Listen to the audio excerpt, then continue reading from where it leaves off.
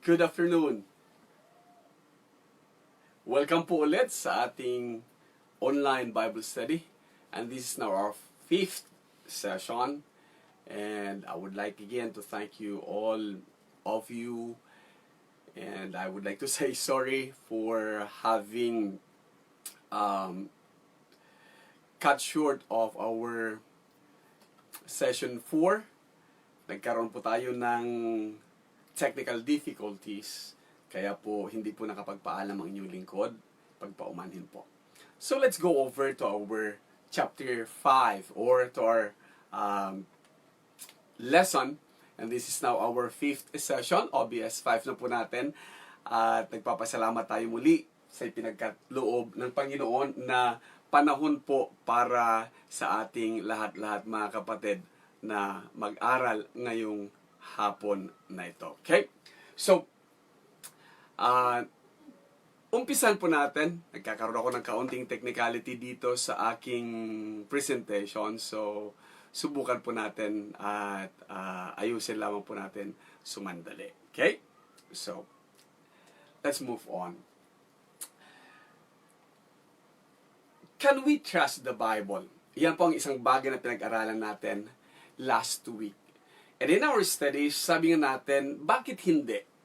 Yes, we can trust the Bible because of the things that we discussed. Para sa inyo pong kaalaman, you can go back to our lesson 3 and you can go back to our last broadcasts para po hindi na natin ubusin ang ating time for this pagre-review lang.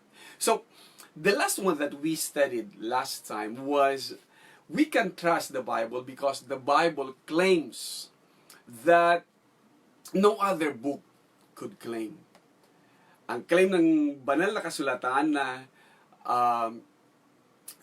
walang ibang book that I know of, walang ibang literature that I know of could make such claim. Such as, not only it is inspired, such as it gives salvation, or it is God's power for salvation, and it is alive and active. And not only that, it even gives warnings. So, isang bagay yan na napakaganda na titingnan natin sa ating banal na kasulatan. Can we trust the Bible? Yes, we can. Sino nga bang nagbigay sa atin ng absurd idea that we can trust the Bible? Nako, mag-iisip po tayong maigi. Why do other people think? Why do we or other people think na hindi natin maiintindihan ang Biblia? Why do other people think that we cannot understand the Bible? Basically, somebody tinkered with our thinking. Somebody did something dito sa utak natin. So, let's talk about that.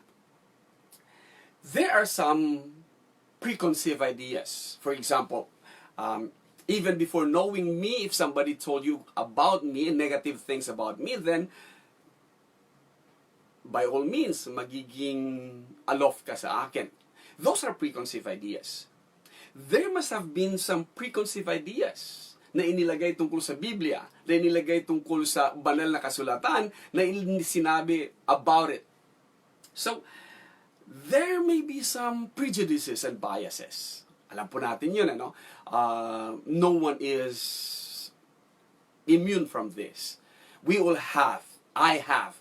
You may probably have. Okay? Lahat-lahat tayo, we have our prejudices and biases. So, when we come in anything, in all things, we have that. Okay? Even before knowing it, prejudice nga, prejudge ang ibig sabihin. Mayroon kang sariling prejudices diyan sa isang bagay na yan. Some could probably be our preferences and pride. You mean, understanding the Bible has something to do with preferences and pride? Yes, we do have that. Papakita po natin. In life, we have some preferences. In life, we use or we patronage something. Ginagamit natin ang isang brand over the other. Sa mga bagay-bagay, we patronize a make over the other. Ang iba, yung design over the other. Ang iba naman, yung function over the other. Okay? So, yun ang mga bagay-bagay na basihan natin.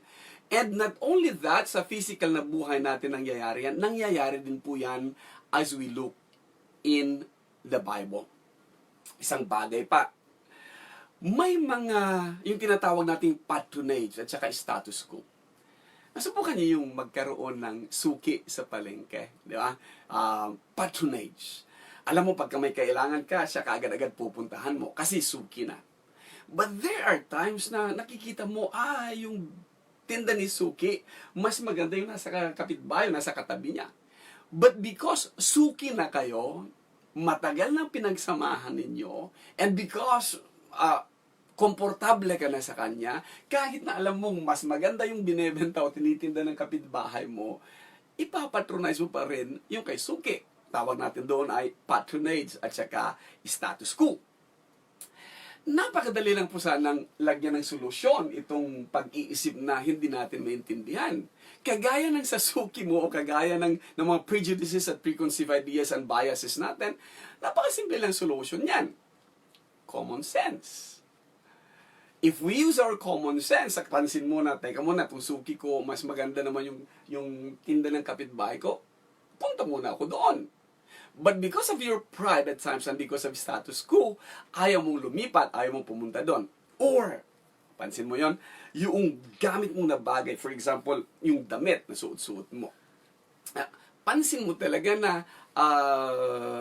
may kamahalan or kahit na hindi naman bagay sa'yo, pero dahil may brand, dahil may tatak, dahil may pangalan, ipagpipilitan mo because it gives you pride. Common sense. Kung hindi angkop, huwag naman gamitin. Another thing, ang simpleng solution para dyan ay, yung tinatawag natin, magkaroon tayo ng open mind. Okay? When we can have our open mind, then we can have a better idea what the Bible is all about. Or if we can use this, the UPR, you unconditional positive regard.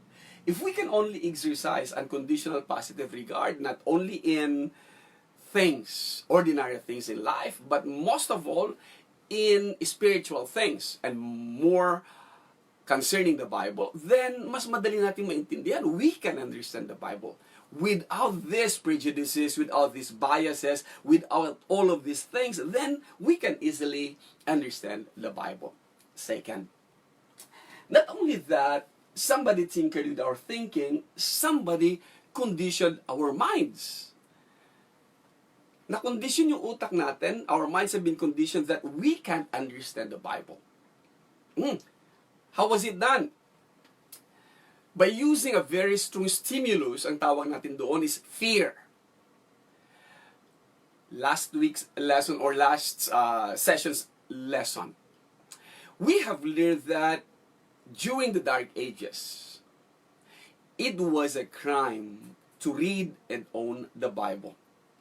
And that crime is punishable by death. Nakakatakot yon. So the stimulus is fear. So we've been conditioned, our minds been conditioned that owning and reading a Bible, that is crime. At ang punishment niyan is death. Kaya ayaw natin. So that has been a very strong stimulus para we shun away with. Ayaw na nating basahin ang Biblia, ayaw na nating ungkatin, ayaw na nating alamin ano ang nilalaman ng Biblia. Second one, shame. That's also a strong stimulus. Growing up, lagi kong naririnig yun. Pagka nagbasa ka ng Biblia, masisiraan ka ng bait. You go bonkers. Kaya, ang mga nagbabasa ng Biblia, tuloy, ang idea na isinasabi is, nasisiraan ng bait yan. Saan nanggaling ang mga to? Again, we go back. Those are kaparaanan, ways ng church noon for common folks, for people to stay away from the Bible. Not only reading it, owning it, but the fear that when you read it, because you are not one of those that are authorized to have that, then you go bonkers. masisiraan ka ng bait. Kaya marami talaga ang hindi na nagbasa ng banal na kasulatan. Next one. Another stimulus that was used is shame. You will be disowned by your own people. Nakakatuwa yan. Why? Listen, even from among themselves, the Roman Catholic Church at that time, when one of their priests said, this is what the Bible says, why can't we do this? And then, anathema.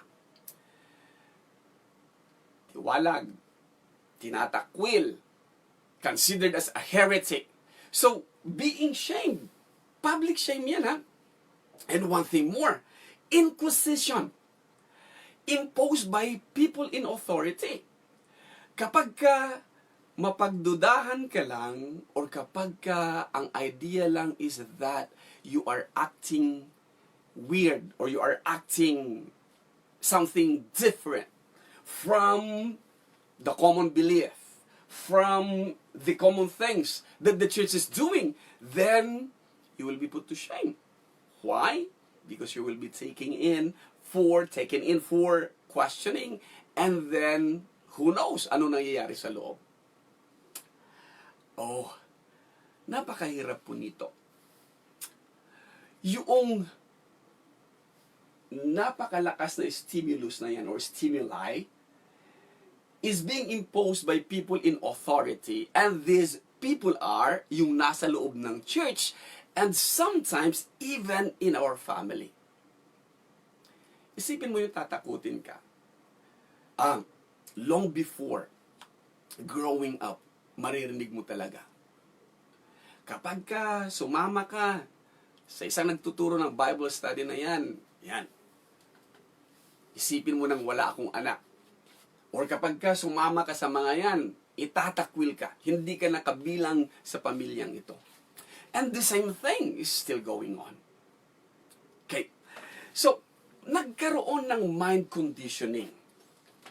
Because of the mind conditioning, because of the fear, people develop maladaptive behavior. Ano pa yung maladaptive behavior?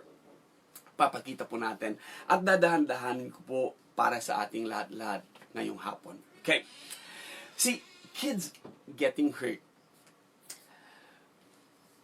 Our kids develop maladaptive behavior. For example, bigyan natin ng halimbawa. For example, yung anak mo nasaktan. Okay? Pagka nasaktan, halimbawa, nauntog, ang una mong gagawin ay, nauntog ka ba? Saan ka nauntog? And then, kung saan siya nauntog, ang gagawin natin, either positive yan or negative, yung gagamitin natin na reinforcement. Ang positive should be, ang sasabihin mo sa bata ay, sige, ingat ka anak, ingat ka para wag ka na masaktan ulit dyan. Pero what we do sometimes, mayroon tayong negative na reinforcement. Paano yon? Kapag ka nasaktan ang bata, yung mga person in authority, yung mga mas nakatatanda sa kanya, oftentimes, ganito ang ginagawa. Ito ba? Sige, bayaan mo, paluin ko. Bayaan mo, paluin din natin, saktan din natin. In so doing, ang bata nagkakaroon siya ng idea na, kapag ka pala, itong ginawa ko, kapag ka pala nasaktan ako o sinaktan ako, dapat saktan ko rin yung nanakit sa atin. That's a maladaptive behavior. Hindi tamang pag-uugali. Hindi tamang gawain po yun. Another one. Nasubukan nyo na yung bata. Or nasubukan mo na yung mga anak mo, dinala mo sa fast food. Okay? Pagdating mo doon, hindi sinasadyang nahulog ng anak mo, nalaglag ng anak mo yung kanyang fries o yung kanyang soft drinks. So, yung anak mo nalagay sa kahihiyan. Dalawang bagay na naman ang gagamitin natin dyan. Okay? Positive at saka negative na reinforcement. Kung positive ang reinforcement, na pwede mong sabihin sa kanya ay, ganito lang. It's okay. Bibili tayo ulit. So kapag positive ang reinforcement na gagamitin mo sa bata, ang iisipin ng bata ay, okay lang pala magkamali. Gagawan pala ng paraan ng person in authority sa akin. Pero, ang kalimitan at madalas mangyari ay ganito. Kapag nagkaroon ng pagkakamalit, natapon ng bata, halimbawa ang kanyang drinks or ang kanyang pagkain, ang unang-unang ginagawa ay pinapalo natin yung bata. So, ang bata tuloy nagkakaroon ng fear. Naiisipin niya, hindi pala ako dapat magkamali kasi oras na nagkamali ako, mapapalo ako. So, nagkakaroon yun ng negative reinforcement sa bata. So, next time around, mag-iingat siya, pero the more na hindi siya magiging komportable sa mga bagay-bagay na kagaya nito. Paano yan nagagamit sa pagbabasa ng banal na kasulatan? Dahil sa practices, dahil sa pagbabawal, dahil sa sinasabing it is a crime to read, it is a crime to go against what is the teaching of the Roman Catholic Church, then, natakot masyado yung mga tao. Natakot na baka maparusahan, natakot na baka patayin, natakot na baka isikwaster ang kanyang mga ari-arian, natakot na baka malagay sa matinding kahihiyan ang pamilya. And because of these things, altogether, ang inisip na niya, from now on, hindi na ako magbabasa ng Biblia. From now on, susunod ako sa anong makagustuhan ng mga person in authority. From now on, I have nothing to do with the Bible. And because of that, ang na-reinforce doon ay yung negative reinforcement. Because of that, nakadevelop tayo ng isang behavior na inayawan natin totally, ayaw na nating makialam at ayaw na nating pag-aralan ang banal na kasulatan. The same thing. Ang panganay ko po, mayroon siyang takot talaga sa cockroaches. Even now. Nag-umpisa ito noong bata siyang maliit.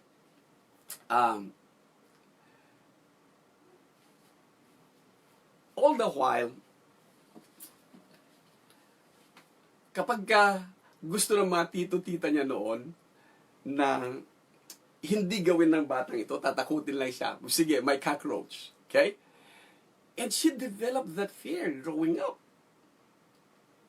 Hanggang ngayon, may takot siya sa cockroach. Napakahirap nito kasi it would take a skill to unlearn such maladaptive behavior.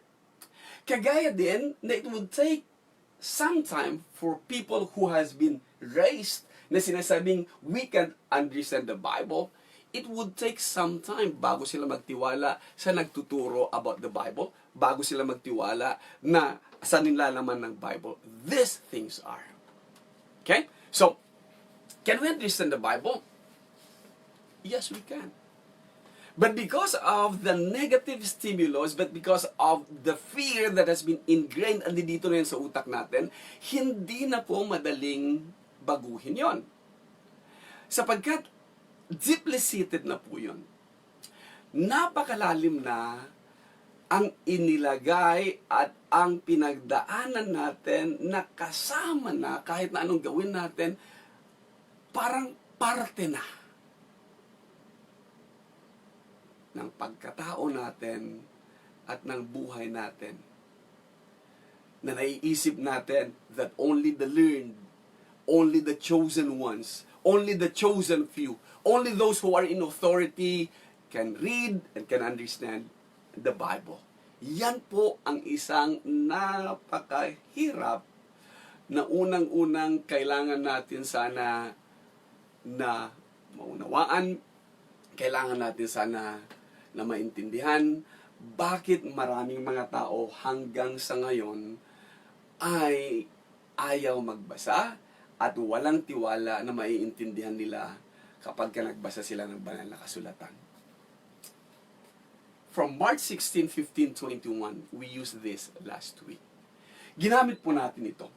And we found out that almost 400 years, 377 years of mind conditioning that we can read the Bible, that we can understand the Bible. And in all of those 4 centuries of fear and punishment, pasalamat tayo sa mga heroes natin. Pasalamat tayo sa mga nagbukas ng isipan natin. Pasalamat tayo that we have, as of now, the freedom that we have. But it would take more than that. Ang nakakasama nga lang ng loob dito is that the same old stimulus, the same mind conditioning is still ongoing in a lot of churches today, to the present. Case in point. Let me just show you case in point. The shortest verse in the Bible, we took that last week at naintindihan natin ano yung shortest verse in the Bible. Itong mga taong kakausapin mo, they have studied math. Ang iba sa kanila, nakapagtake na ng calculus or even quantum physics. Ang iba nga, they have even passed licensure exams. And ang iba, nagpass pa ng bar. Bakit pagdating sa Biblia, at pagka tinanong mo, give them a Bible verse, the ingrained church lie emerges. Madali naman silang sabihin, hindi po kami allowed na magbasa niyan, hindi po natin maiintindihan yan. And then again, yung dati nang isiniksik sa isipan nila that you go bonkers, you can understand it, mag-i-emerge pumuli yan. Fear and punishment stimuli, babalik po. Bakit? Natatakot na baka matiwalag? Natatakot na baka thrown out? Natatakot that they will be disowned by their own people. That is one of the paralyzing doctrine of the church. And some churches are still practicing it. Sad to say. We know that there are churches, big churches as such, are still practicing it, not allowing their members to read the Bible and understand it for themselves. Patuloy pa rin na naglalaro sa isipan nila, hindi mo maiintindihan ang Biblia, so let the minister explain it for you. Pabayaan mo, hayaan mo ang ministro ang magpapaliwanag sa iyo. Seems to me na yung 4 na siglo hindi pa sapat upang magising tayo at upang maipakita sana at maintindihan sana natin that niloko tayo. That kinondisyon ng isipan natin. That dinaan tayo sa pananakot. Kaya hindi tayo tuloy magkaroon ng sapat na kakayahan at ng sapat na tiwala that indeed we can understand the Bible for all it's worth. Come on. Time to wake up. Wala na sila. Nasa 21st century na tayo, may access tayo sa lahat-lahat through the internet, may access tayo sa lahat-lahat ng mga bagay-bagay na ito. And then, it's about time for us to study our Bibles. Nakakatuwa nga lang. Bad habits, ayon sa isang awitin nga, are hard to break. Maladaptive behavior is hard to correct. Fear, yung takot, napakahirap din pong alisin at tanggalin yan. It takes time to change these things. And I would like to thank you and to thank God also for this. That having an open or an online Bible study na kagaya ng ginagawa natin could somehow open up our minds, open up our hearts. And we start reading and understanding the Bible. It would take time to adapt new one. Bad habits are hard to break. Sabi nga nila, maladaptive behavior are hard to treat. Pero isa pong bagay, and I would like to present you this. Sa REBT, it says, cognitive therapy assumes that people are prone to learning erroneous at saka self-defeating thoughts, but that they are capable of unlearning them. Ano yan? People are prone to learning erroneous. Hindi mo pagbabasihan, hindi mo pagbabatayan, erroneous, hindi tamang pag-iisip. At ang mga tao ngayon, yung fear nila, nag-umpisa pa noong 14th century, nag-umpisa pa noong Dark Ages, kayang bitbitin hanggang sa panahon natin. Yung takot na isiniksik ng mga colonizers sa isipan natin that hindi natin maiintindihan ang banal na kasulatan, hanggang ngayon, nandyan pa rin ang takot na yan. Yet, in REBT, in cognitive therapy also, it says that self-defeating thoughts can be unlearned. Pwede pala. So, being exposed to online Bible study could somehow loosen us up on that. Could somehow change our habits on that. Could somehow change that behavior na nagsasabing we cannot understand the Bible or we are not allowed to study the Bible. Second one. Mayroon pong paraan kung paanong masagot natin, mabago natin ang bad habits at maladaptive behavior and even fear. Mayroon silang tinatawag na vivo desensitization. What is vivo desensitization? Simply is the treatment is based on the theory that the fear response has been conditioned and that avoidance of the fear maintains the fear. Ano ibig sabihin? Yung isang bagay na kinatatakutan mo, kapag ka hindi mo ginawa yun, hindi mo sinalubong yung kinatatakutan mo. Kaya nga may nakikita tayo, no? Face your fears. Kailangan lang harapin mo. Yung sinasabing, masisiraan ka ng bait pag nagbasa ka ng Biblia. Try! At ipakita mo sa kanila na hindi ka na masisiraan ng bait. Yung sabing itatakwil ka namin pagka nagbasa ka ng Biblia. Then, the more. Because, ang sabi niya, the fear response has been conditioned and that avoidance of the fear maintains the fear. The idea is that through the exposure to the stimulus, yung kinatatakutan na isang bagay na nagsasabing masisiraan ka ng bait, hindi mo maintindihan yan. When you expose people to that, ang sabi niya sa vivo desensitization is that this harmful conditioning can be unlearned. Pwede pala. Pwede pala. Kaya palang mapaglabanan. Kaya palang tanggalin sa isipan natin. Kaya palang tanggalin yung takot. Kaya palang tanggalin at baguhin yung isang hindi magandang pag-uugali. Yung isang maladaptive behavior. Yung takot na nararanasan natin, nararamdaman natin. Kaya palang tanggalin yan by being exposed to something na kinatatakutan nila. And then, let's do that. Inaasahan ko that with the online Bible study, ay maging online therapy din po sana.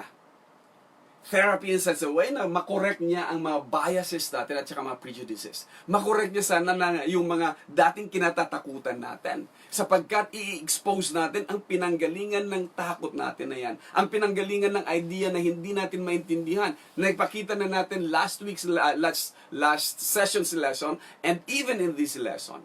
And then we start desensitization. Paano mangyayari yan? Yung kinatatakutan po natin at sinasabing hindi natin maiintindihan, slowly pag-aaralan natin.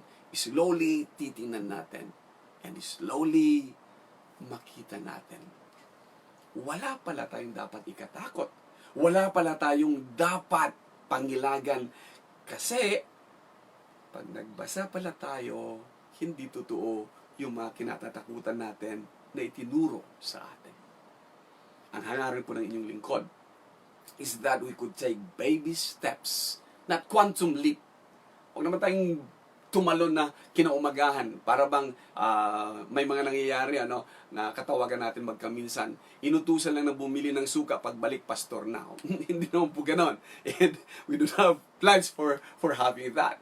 Baby steps lang po tayo. Dahan-dahan lang. One thing more. There are a lot of people still living today in denial. di nila matanggap that they have learned it somewhere. That their fear is based on the 14th century. On the 18th century, 300 years ago, or ilang taon na, 300 years na kinolonize tayo ng mga Espanyol. Pero hanggang ngayon, namumuhay pa rin sila living like in the Dark Ages. And their churches is still trying to control and manipulate their members. May mga pananampalataya pa rin na minamanipula at sasabihin sa kanilang mga kaanib, hindi mo maiintindihan yan, kapatid, kasi hindi ka isa sa mga binigyan ng kapangyarihang intindihin yan. Come on! Wisen up! Nakakatuwa yan, no? People in authority. Either that be the church, people in authority, either that be our family. Yung vivo desensitization natin by exposure, paglalagay natin sa ating sarili that actually, in actuality, we be reading the Bible, then tayo na mismo ang magsasabing, kaya naman pala, hindi naman pala mahirap intindihin. At ito na nga po, yung bagay na nakaligtaan natin last week o hindi natin natapos last week. Let's go over to the shortest verse in the Bible as part of our vivo desensitization. Okay? Let's go now to lesson 4. Can we understand the Bible? Last week we started with this. The shortest verse in English Bible is John 11:35. And English Bible, kaya ando dun yung Jesus wept. When reading that, alam natin kaagad-agad. Hindi mahirap intindihin. We can understand the text, Jesus wept. Tumangis si Jesus. We can understand the text, what happened to Jesus, and what did Jesus do. Yun lang siya. Napakasimple. John 11:35. Tagalogin natin, umiyak si Jesus. Magbisaya ka, mihilak si Jesus. Magpatilokano ka, nagsangit ni Jesus. Nagtuok siya, naghibi. So, makikita natin kaagad-agad, and we can understand that verse. The shortest verse in English Bible. Walang ibang magpapaliwanag. Tayo mismo may intindihan natin anong ibig sabihin nito. So, hindi dapat katakutan, hindi dapat pangilagan, because it is as easy as this. How easy can you get? Now, reading the Bible for all its worth bilang ating prevailing at saka pervading na principle dito sa OBS is that kung gusto mong malaman reason why Jesus wept, then you read deeper. Gusto mong malaman when did this happen, then we read deeper. And then another one. By doing that and by knowing these things, because you want to read the Bible for all it's worth, you want to know why did Jesus wept, when did Jesus wept, then you go to the context. Basahin mo yung kasunod at verses below it, verses above it. Not only that, we will try to learn background. May intindihan mo yun. So this was the background of the texts. And then we study the characters involved. And then we could paint the whole picture. Why Jesus wept. That is now a better appreciation and understanding of the entire texts. And that is now no longer can we understand the Bible, but how can we understand the Bible? Sorry about that. Deja vu. May technical difficulties ulit at saka may glitches. So let me just go back to this and let me just wrap this thing up. Having taken all the things na take na natin, with all honesty, we can all say, yes, we can understand the Bible. And for us to deal deeper into it, gusto kong ihanda ninyo yung inyong mga Biblia sa Nehemiah chapter 8 and Acts chapter 8, and we'll be dealing with this in just probably 5 or 10 minutes. And let's just enjoy the reading and let us learn from the passages, okay? So let me ask you to please open your Bibles in Nehemiah chapter 8, with Bibles open, notes open, eyes open, and minds wide open. Let us just read these two passages, okay? Be with me and bear with me. In Nehemiah chapter 8, verse 1, it says, "And all the people gathered as one man into the square before the water gate. And they told Ezra the scribe to bring the book of the law of Moses, that the Lord had commanded Israel." So Ezra, the priest, brought the law before the assembly, both men and women and all who could understand what they heard on the first day of the 7th month. And he read from it facing the square before the water gate from early morning until midday in the presence of the men and women and those who could understand, and the ears of all the people were attentive to the book of the law. Naintindihan po ba natin ang binasa natin? Okay, let me just point out this thing to you. The audience of Nehemiah or Ezra are men and women who could understand. Given all of these versions that we have, andi dito sa harapan, is that ang mapapansin talaga natin, men, women, isa lang ang hinahanap. All that can understand. So, ang presumption natin is that the book of the law was read, nabasa, binasa. At ando doon talaga na, pagka binasa mo ang book of the law, you can really understand it. Kasi ang lahat na mapumunta, regardless of age, regardless of gender, basta provided that they could understand, ando doon sila. And they really are into it. Napakahaba nga yung pagbabasa nila, no? From sunrise hanggang midday. Let's move on to verse 7 hanggang verse 9 po tayo.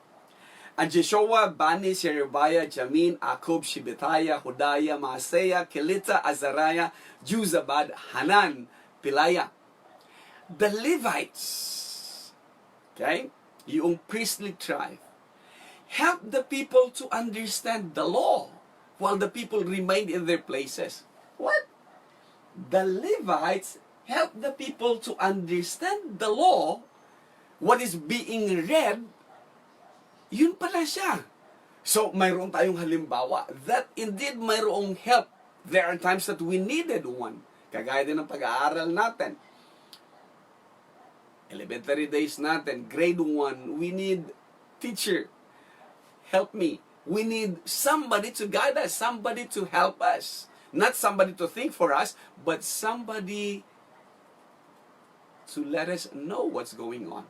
Look at this verse 8. Nehemiah 8. They read from the book, from the law of God clearly.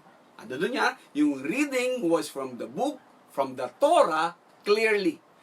And they, meaning itong they, the Levites, gave the sense. Look at that.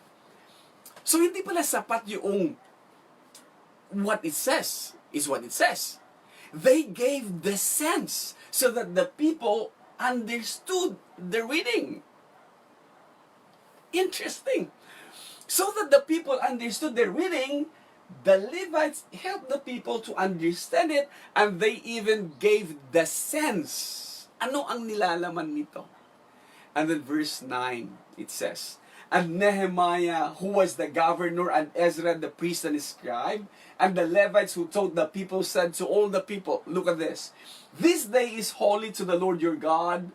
Do not mourn or weep."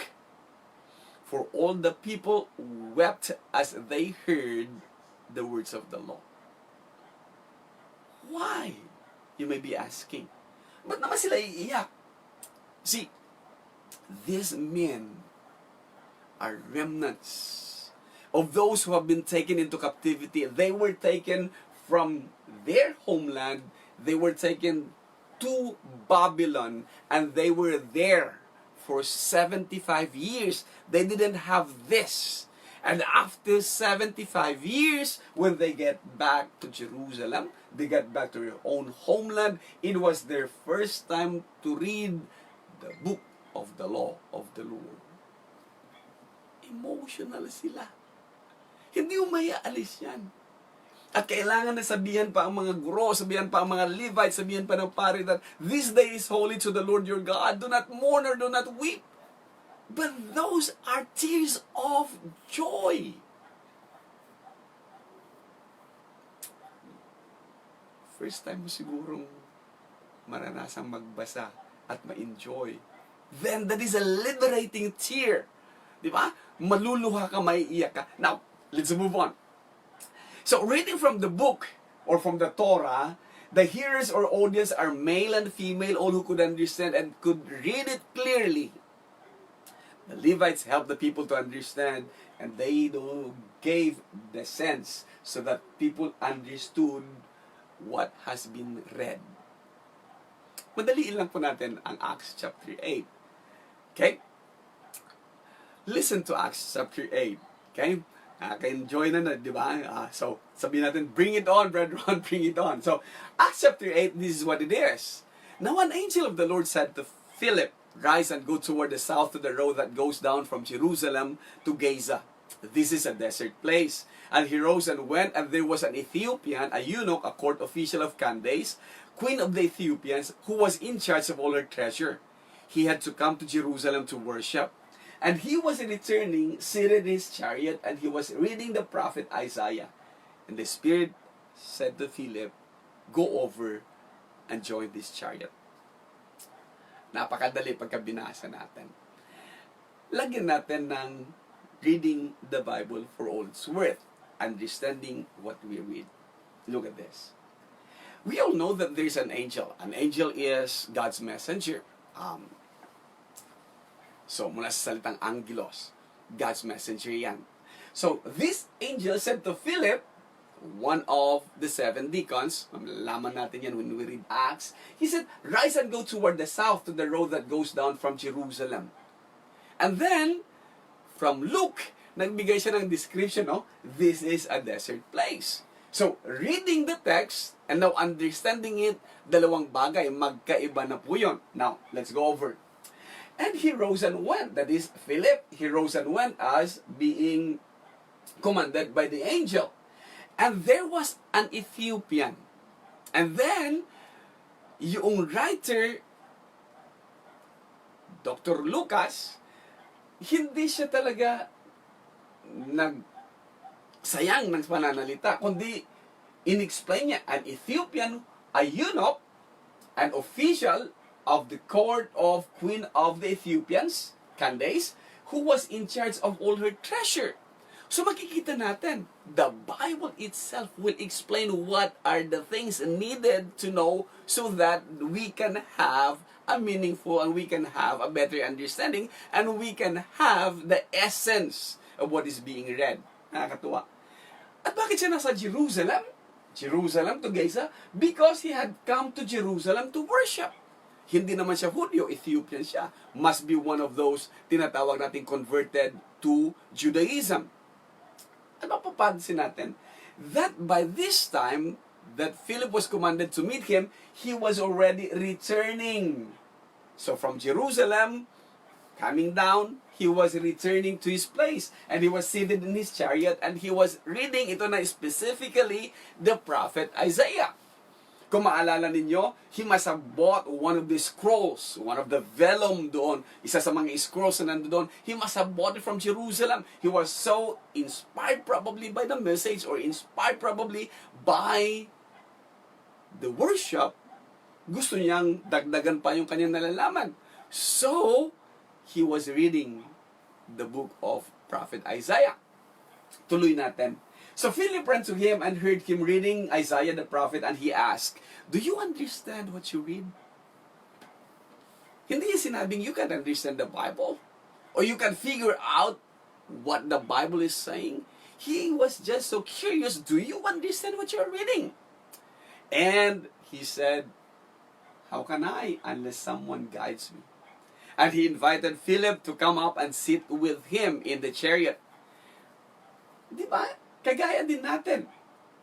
There may be times that what we read doesn't make any sense for us. So, dial a friend. Or, There may be some times that whenever you read these things, doesn't make any sense.